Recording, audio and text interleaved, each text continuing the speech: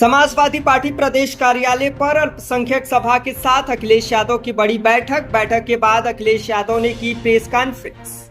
अल्पसंख्यक सभा समाजवादी पार्टी का बहुत ही महत्वपूर्ण अंग है, हिस्सा है, अखिलेश यादव ने कहा। आगे उन्होंने कहा कि सोने का भाव 1 लाख से ऊपर चला गया है।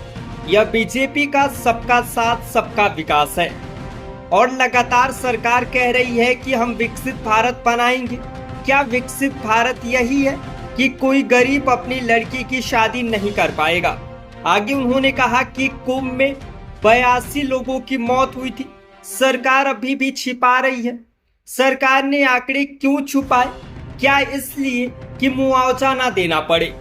जो लोग ऐसे पवित्र काम में झूठ बोल सकते हैं, वे लोग किसी भी चीज के लिए झूठ बोल सकते हैं। अखिलेश यादव ने आगे कहा कि बीजेपी के आंकड़ों पर कोई भरोसा नहीं है। बड़े पैमाने पर बेरोजगारी है। इन लोगों ने रोजगार नौकरी के सर्टिफिकेट नहीं दिए हैं। यह लोग पढ़े लिखे नौजवानों को बेरोजगार बनाने का काम किया है। आगे उन्होंने कहा कि जब तक बिजली सस्ती नहीं होगी तब तक कोई कारखाना नहीं लगेगा। अगर हमारे ये सब पत्रकार निकल पड़े जिस तरीके से उस बड़ी संस्था ने, प्रतिष्ठित संस्था ने रिसर्च करके, समय लगा करके, रिस्क लेकर के ये आंकड़े सामने लाने का काम किया है, अगर ये हमारे साथी भी निकल पड़े तो इस सरकार की पूरी पोल खुल जाएगी। सरकार कहीं मुंह दिखाने लायक नहीं बचेगी। सर कानून ये कैश आया कहां से जो दिया जा रहा था? हमारे बहुत सारे साथियों पे जांच हो जाती है, आप पे भी कईयों पे छापा पड़ जाता है। ये कैश आया कहां से? और जिनमें वो कैश वितरित हो पाया है, जहां मान लीजिए वितरित नहीं हो पाया, वो कैश वापस गया किसके हाथ में? नकदी कैश आप दे कैसे सकते हैं? किस नियम के तहत आप नकदी दे रहे हैं? नकदी देने का निर्णय किस नियम के तहत हुआ है? नकदी का वितरण किसके आदेश पर हुआ है? वितरण तो बताइए, भूल जाइए कि वितरण क्या हुआ, चलो किसी को कुछ पहुंचा, आखिर किसके आदेश पर हुआ है? ये कौन है जो नकदी बंटवा रहा है? क्या नकदी बांटने में अनियमितताएं नहीं हुई होंगी? जो वापस आया होगा, जो देने गए वो अपनी जेब में रख लिया होगा। और मृत्यु के कारण भी नहीं बता रहे हैं लोग। आखिर क्यों सरकार कर रही है? इन सवालों से सरकार क्यों बचना चाहती है? सर कानून व्यवस्था तो बिगड़ी हुई है सर। अपनी जीरो टॉलिंग पे पीठ थपथपा रहे हैं सर।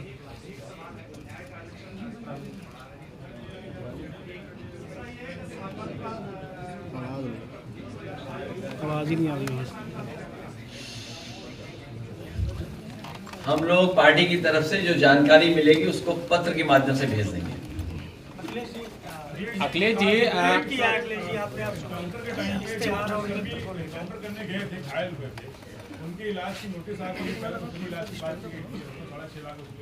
अगर इश्तहार में चित्र नहीं तो उन्होंने मित्र बदल दिया अपना।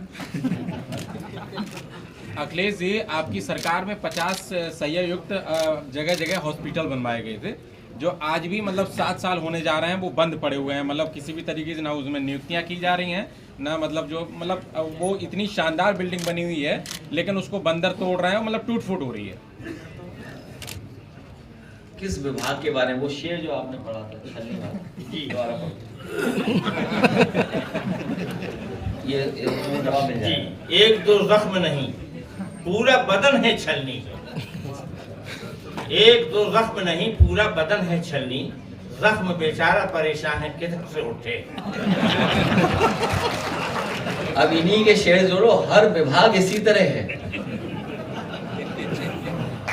हर विभाग ऐसा ही है। किस विभाग के बारे में बात करें बताओ? हर विभाग इसी तरह, हर विभाग ने काम रोका। आप सोचिए,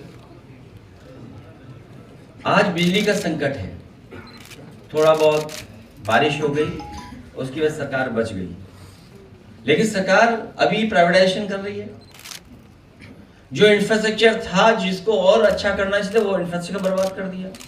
कहीं ट्रांसफार्मर फूक रहे हैं, कहीं लाइन कट जा रही है, पहुंच नहीं पा रही है। लोगों को कैसे जीवन यापन जी पा रहे थे इन गर्मी में, सोचिए आप। कोई बिजली बनाने का कारखाना नहीं लगाया। और अब सुनने में आ रहा है कि ग्रामीण और शहरी क्षेत्र में महंगी बिजली मिलने वाली है। और कई बार मैंने कहा और फिर कहता हूं मैं आपको, जब तक बिजली सस्ती नहीं होगी तब तक कोई भी उद्योग कारोबार उत्तर प्रदेश में नया नहीं आएगा। क्योंकि जिस समय सस्ती बिजली उत्तर प्रदेश में उद्योग लगाने के लिए होगी, कारोबार लगाने के लिए होगी, उस समय वो कारोबारी उद्योगपति दूसरे प्रदेश के लोगों से कंपटीशन कर पाएगा। कमेटी के तमाम मेंबरान और जिम्मेदार मंच पर बैठे हुए और मंच के अलावा भी उत्तर प्रदेश का दिलो दिमाग यहाँ पर बैठा हुआ है। आज राष्ट्रीय अध्यक्ष जी आली जनाब इज्जतमाब अखिलेश यादव साहब, पूर्व मुख्यमंत्री, इसकी सदारत और सरपरस्ती फरमा रहे हैं। उन्होंने बहुत कुछ सुझाव दिया, आप हजरात ने सुना, और बहुत ज़्यादा सुझाव देने की अब कोई ज़रूरत हम लोगों को नहीं रह गई। एक दो जख्म नहीं पूरा बदन है छलनी, एक दो जख्म नहीं पूरा बदन है छलनी, और जख्म बेचारा परेशान है किधर से उठे।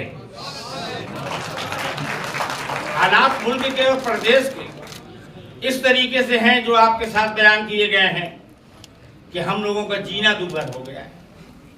हमारे मकान, हमारे कारोबार, हमारी मसाजिद, हमारी खानकाहें, हमारे मदरसे महफूज नहीं है। कारोबार तो सारे लोगों के खत्म होते जा रहे हैं। आज ये सरकार न महंगाई की गुफ्तगू करती है, न बेरोजगारी की गुफ्तगू करती है, न किसानों की गुफ्तगू करती है, न नौजवान पढ़े लिखे की नौकरी की गुफ्तगू करती है। सिर्फ नफरत की दीवारों को खड़ा करना चाहती है। आज पीडीए जो बनाई है हमारे माननीय अखिलेश जी ने, इस पीडीए का मतलब ये है कि हमें मुल्क की नफरत की दीवारों को, बढ़ते हुए इन तमाम नफरतों को मोहब्बतों से मिटा देंगे, और हम आने वाले वक्त में 27 में ये समाजवादी की सरकार बनाएंगे और मुख्यमंत्री अखिलेश यादव जी को बनाकर हम आपको ये दिखाएंगे। ये आप संकल्प लेके जाएं, ये आप जो है वादा करके जाएं। और मैं तो कहता हूं कि मैं भी इस लायक हो गया हूं। अभी तो मैंने ऑपरेशन भैया के उसमें हुक्म से कराया अपने हार्ट का, मैं ठीक हो गया, अल्लाह का फजल करम है। 27 में पूरे प्रदेश में अगर जिंदा रहा तो मैं भी दौरा करूंगा, हर जगह आपके साथ पहुंचूंगा। इसलिए कि जितना जुल्म हो चुका है, किसी ने कहा है कि बस यही सोच के तलवार उठा ली मैंने, जुल्म सहना भी अब जालिम की तरफदारी है। लिहाजा जुल्म सहने की जरूरत नहीं है, अब हमें और आपको उठ खड़ा होने की जरूरत है। और मैं भैया से गुजारिश करूंगा, यहाँ पर हमारे भतीजे तो बैठे हुए हैं, चचा इनके नहीं नजर आ रहे हैं। दोनों अगर दिलजोई के साथ, मोहब्बत के साथ जिस तरीके से आज चल रहे हैं, ये 27 में खड़े हो जाएं। दुनिया की कोई ताकत नहीं है कि जब चचा और भतीजे चट्टान बन के खड़े हो जाएंगे तो 27 में अखिलेश जी मुख्यमंत्री तुमको नजर आएंगे। शुक्रिया।